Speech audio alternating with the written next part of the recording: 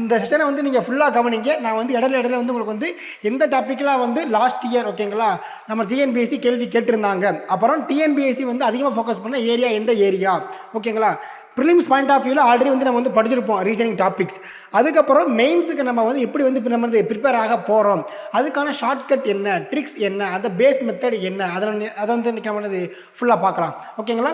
So first நம்ம வந்து என்ன சார் பார்க்க போகிறோம் அப்படின்னா இந்த எக்ஸாமினுடைய பேட்டர்ன் பார்த்துடலாம். இந்த டிஎன்பிஎஸ்சி பார்த்தீங்கன்னா டிஎன்பிஎஸ்சி குரூப் 2A மட்டும் என்ன பண்ணுறாங்க அப்படின்னா கொஞ்சம் டிஃப்ரெண்ட்டாகவே வைக்கிறாங்க. ஏன்னா குரூப் 1 மெயின்ஸோ ஆர் குரூப் 2 மெயின்ஸோ பார்த்தீங்கன்னா வந்து நீங்கள் வந்து என்ன செய்ய போகிறீங்க அப்படின்னா படிக்க போகிறீங்க. நீங்கள் வந்து என்ன செய்ய போகிறீங்க, எக்ஸாமில் போயிட்டு எழுத போகிறீங்க. ஆனால் 2A மெயின்ஸ் மட்டும் பார்த்தீங்க அப்படின்னா இஸ் பேஸ்ட் ஆன் த சிபிடிம்பாங்க, கம்ப்யூட்டர் பேஸ்டு டெஸ்ட் அப்படிம்பாங்க. அதாவது நீங்கள் வந்து பார்த்தீங்கன்னா இதுக்கு முன்னாடி வந்து எஸ்எஸ்சியோ ஆர்ஆர்பியோ ஐபிபிஎஸோ நீங்கள் வந்து என்னது எக்ஸாம் போய் நீங்கள் வந்து அட்டன் பண்ணியிருந்தீங்க அப்படின்னா உங்களுக்கு தெரிஞ்சிருக்கும்.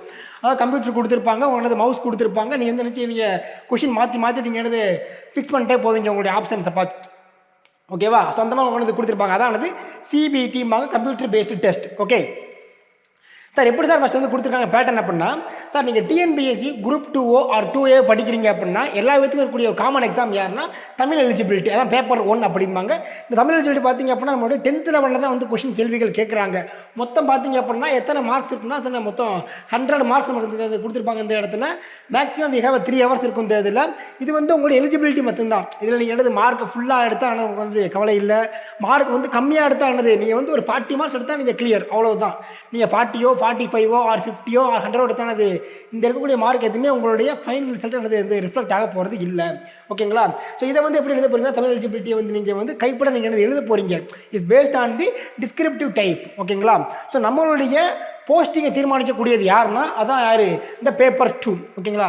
பேப்பர் 2 வந்து ஒரு 2ஆக பிரிக்கிறாங்க. பார்ட் A வந்து ஜென்ரல் ஸ்டடீஸ்பாங்க. இதை வந்து எப்படி கொடுத்துருக்காங்கன்னா தி given paste on the degree standard. Okay இதை வந்து நமக்கு டிகிரி லெவலில் கொடுத்துட்றாங்க இந்த இதை பார்ட் ஏவை. ஸோ மொத்தம் வந்து பார்த்தீங்கன்னா இந்த பார்ட் ஏல வந்து ஒரு 150 கொஷின் கேள்வி கேட்குறாங்க இந்த இடத்துல உங்களுக்கு ஓகேவா. ஸோ அதுக்கடுத்து பார்த்தீங்கன்னா என்னது ஜென்ரல் பார்க்குறோம். ஜென்ரல் ஸ்டடீஸ் பார்த்தீங்க அப்படின்னா ஜென்ரல் ஸ்டடீஸ்க்கு அடுத்து ஜென்ரல் இன்டெலிஜென்ஸ் அண்ட் ரீசனிங் பார்த்தீங்க அப்படின்னா இது 10th லெவலில் கேள்விகள் கேட்குறாங்க. மொத்தத்தில் ஒரு 50 கொஷின் கேள்வி கேட்குறாங்க. சார் லாஸ்ட் இயர் பார்த்தீங்க அப்படின்னா ஜிஎஸ் இருந்துச்சு, ரீசனிங் இருந்துச்சு, லாங்குவேஜ் இருந்துச்சு, தமிழ் இங்கிலீஷ் அவங்களது இருந்துச்சு. பட் இந்த இடம் வந்து என்ன பண்ணிட்டாங்கன்னா லாங்குவேஜ் அவங்களது ஃபுல்லாக அவங்களது அவாய்ட் பண்ணிவிட்டு இந்த இடத்துல வந்துட்டு அவங்க ஜிஎஸ் அண்ட் அந்த ரீசனிங் மட்டும் நமக்கு கொடுத்துருக்காங்க இந்த இடத்துல. ஸோ இந்த மொத்த தரப்பு நமக்கு இருக்குது 50 கொஷின்ஸ் கேள்வி கேட்குறாங்க இந்த இடத்துல. டோட்டலாக வந்து நமக்கு வந்து 200 கொஷின் கேட்குறாங்க 300 மார்க்ஸுக்கு ஓகேங்களா. There is no negative mark ஓகேங்களா. டிஎன்பிஎஸ்சியை பொறுத்தவரை என்னது எதுக்குமே என்னது நமக்கு என்னது நெகட்டிவ் மார்க் கிடையவே கிடையாது. எக்ஸாம் ஹவர்ஸ் இல்லைப்பா 3 hours நமக்கு கொடுக்குறாங்க ஓகேங்களா. அஸ் யூஸ்வல் ஓகேவா. இப்போ போல என்னது நம்மளுடைய ப்ரீவியஸ் மார்க் என்னது எப்படி கொடுக்குறாங்கன்னது சேம் நம்ம கொடுக்குறாங்க இந்த இடத்துல ஓகேங்களா. 3 hours தர்றாங்க இந்த இடத்துல. இதுக்கு வந்து நீங்கள் மினிமம் குவாலிஃபைங் மார்க் எவ்வளோனா 90. பட் இதில் வந்து நீங்கள் எவ்வளோக்கு எவ்வளோ நீங்கள் மார்க் பூஸ்டப் பண்ணுறீங்களோ அதானது உங்களுடைய போஸ்டிங் என்னது தீர்மானிக்க போகுது. எப்படி சார் கேட்க போகிறாங்க அப்படின்னா ப்ரிலிம்ஸில் வந்து எப்படி வந்து கேட்டிருந்தாங்களோ அப்ஜெக்டிவ் மாடலில், ஸோ சேம் மாடல் தான் உங்களுக்கு அப்ஜெக்டிவ் மாடல் தான்.